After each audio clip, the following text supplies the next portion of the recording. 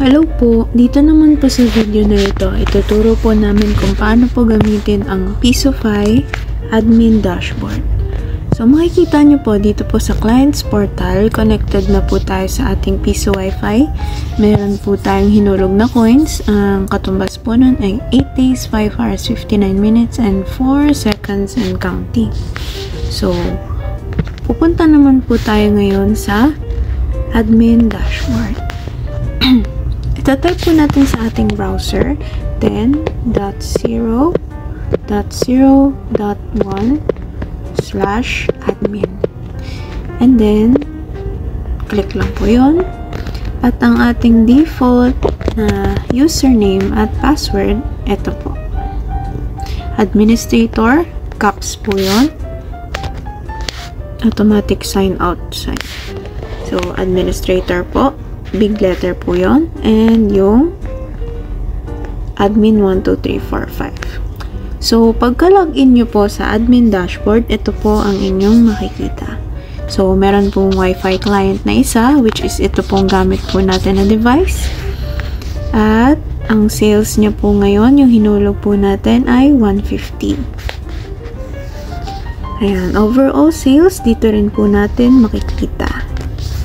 So, kung mapapansin niyo po, meron pong 3 lines dito po sa upper far left. Ito po yung options. Click po natin yan, and then select po natin yung clients. So, dahil powered by Wi-Fi po tayo, Wi-Fi users po ang ating i-click. Ayan. Dito po, meron pong makikita na active clients. Ito po yung mga naghulog po ng coins sa ating Vendo at nakakonect na po sila. Nakakagamit na po ng internet. So, ito po yung gamit po nating device, Amazon S21 Ultra. And then, meron din po tayong other connected clients. So, sa other connected clients po, kapag may makikita po kayo dyan, ang ibig sabihin yan ay yung mga nakakonect po sa inyong Piso Wi-Fi Vendo. Nakakonect lang po sila pero hindi po sila naghulog ng coins. Pero don't worry po, hindi rin po sila nakakapag-internet. Talagang nakakonect lang po sila. So, next naman po natin, makikita rin po natin dito sa options. After po ng clients, ay matatagpuan din po natin dito ang sales. Meron pong detailed, daily, and monthly. So, pwede po natin itry ang monthly. So, ito po yung lahat ng mga hinulog po natin for the past days and months. This whole month po yan. So, kapag magki-clear sales po tayo, pipindutin lang po natin itong may red, clear sales. And type po natin yung nakalagay, confirm. And click OK. Ayan, nag-clear na po yung sales. Wala na po ulit. Halimbawa, mag-harvest po kayo and gusto nyo po is total 0 po ulit for the next month. Ganyan po ang pwede pong gawin. Ang next po natin ay yung makikita din po sa Clients Portal na YPass. Ano yung YPass? Ito yung other words po natin ay voucher. So, kapag ang client po natin hindi na po maghuhulog o ayaw niya po maghulog ng mano-manong coins sa Piso Wi-Fi Vendo, pwede po siyang gumamit ng voucher code. Ayan. Kagaya po ng sinabi natin, dahil Wi-Fi powered po ang ating Piso Wi-Fi and hindi po data. So, pindutin po natin ang Wi-Fi. Ayan, dito po tayo nag-generate ng code na magagamit po ng ating client para makapag-internet po sila. So, i-click po natin itong blue na plus sign. At halimbawa po, ang ating client gusto niya pong makapag-internet po ng 30 days. Ayan po ang i-edit natin. Ang pinakamahalaga po dyan ay yung days and yung amount po. Halimbawa, nagbayad po siya ng 300 po sa inyo for 30 days.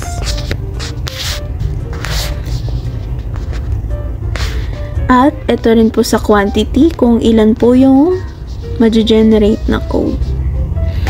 So, ayun lang po yung mga mahalaga. Yung iba po ay naka-default na po yan. So, days, quantity, and yung amount po, and yung next po, sa pinakababa, is kung i-allow po ba natin yung pause time. So, mahalaga po ito. Halimbawa, aalis po yung client sa area, and meron po siyang time na remaining sa inyong piso wifi. So, mapopost niya po yun hanggat hindi niya po itinutuloy yung kanyang time is hindi po matatapos yun. So, ino-no po natin ito. Ayan, kapag naka-no po yan, halimbawa yung 30 days niya po, nagamit niya na po yung 20 days doon, may remaining 10 days na lang po siya. Tatakbo po yung araw, mauubos po yun kahit hindi po niya ginagamit. Kapag naka-no po yung allow post. So, after po natin mag-edit ng mga settings, isi-save lang po natin yan. And, are you sure? Okay. So, meron na po tayong code na na-generate. For 30 days, may 300. At ang ating code ay J8KIM. So, halimbawa tayo po si client. Pupunta po ulit tayo sa client's portal. And, ito na po yung use YPass.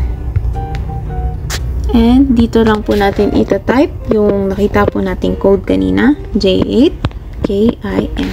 And use. Ayan. Nag-merge na po siya. Kung makikita niyo po, kanina ay 8 days. Ngayon, naging 38 days na po siya. Nag-add na po sa ating oras yung generate po natin na YPass. So, balik na po tayo sa admin dashboard. Pagkabalik po natin sa admin dashboard, punta po tayo sa sales, i-check po natin dahil inedit po natin yung amount kanina.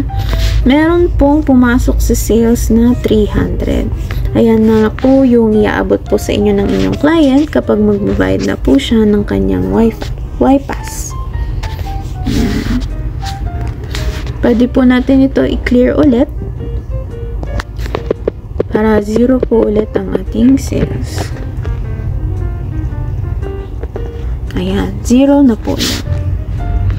Ang next naman po natin ay yung rates. Again, dahil Wi-Fi po tayo, ang i-click po natin ay Wi-Fi rates. So, ito na po yung ating default rates. Nasa sa inyo na po if gusto nyo pong palitan or bawasan po yan, dagdagan. Kapag i-edit po natin yung rates, i-click lang po natin yung pen icon. Ayan, may edit po siya and after editing, pwede nyo po i-save or tatanggalin nyo po yung rate. Ang isusunod naman po natin i-discuss ay yung sa data rates. Halimbawa po, limited lang po yung Wi-Fi source po natin. Kaya, meron po tayong data rates. So, kapag na-reach na po nila yung certain MB, is mag-i-stop na po yung kanilang paggamit ng piso Wi-Fi nyo po. Pero dahil advisable na rin po natin na naka-unlimited internet na po tayo, kaya ang pinaka-ginagamit po natin ay ang time rates. Ang susunod naman po natin, balik po tayo sa options, is yung portal. Click lang po natin itong portal. Sa portal po, click po natin itong banners. Kung makikita nyo po kanina sa client's portal, is nagfa-flash po yung mga graphics na ito po. Yan pong sa battlegrounds, social media. Pwede nyo po din yan palitan. Halimbawa, mag-upload po kayo ng personalized na picture po.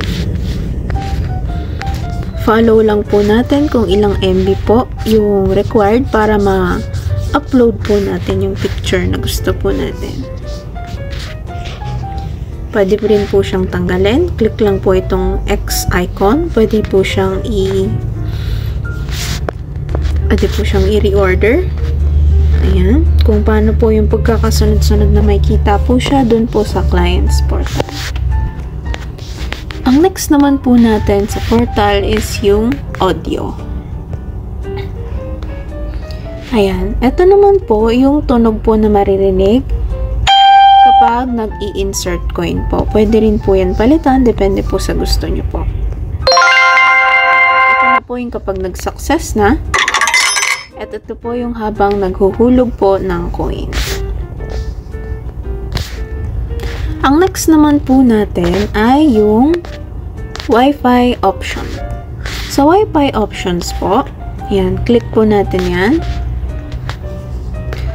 Uncheck lang po natin itong mga ito, promos and services, dahil hindi po tayo charging yung piso Wi-Fi bento po natin, naka-uncheck po yan. Yung e-load din po is naka-uncheck or naka-disable na rin po, dahil ang e-loading services po ay gagamitin na po natin dun sa other system, which is yung LTV. Sa data rin po, kagaya rin po ng nasabi po natin kanina, advisable na po sa atin ang unlimited internet para wala pong limit yung magagamit po ng ating client na MB. Meron lang pong allotted na speed per client. So, ito po yung mga naka-check po sa time. Ito po, kung mapapansin nyo, naka-enable yung user pause time. Pwede po nilang i-pause yung kanilang time kapag naghulog po sila. Pwede nyo po yan i-uncheck. Depende po sa taste nyo po. Ito rin po, kailangan din po naka-uncheck din po siya. Allow remaining time to Y-pass conversion. Para hindi po mag-auto-convert as Y-pass yung inyong time. Halimbawa, time ng clients nyo po. At ito rin po, sineset din po namin ito as 1,000 para hindi po nag-automatic conversion po sa Y-pass each time po na may mag-i-insert coin. Agad-agad. Ayan. Naka 1,000 po siya. Ayan po ang mga default po. At ang next naman po natin ay yung sa network.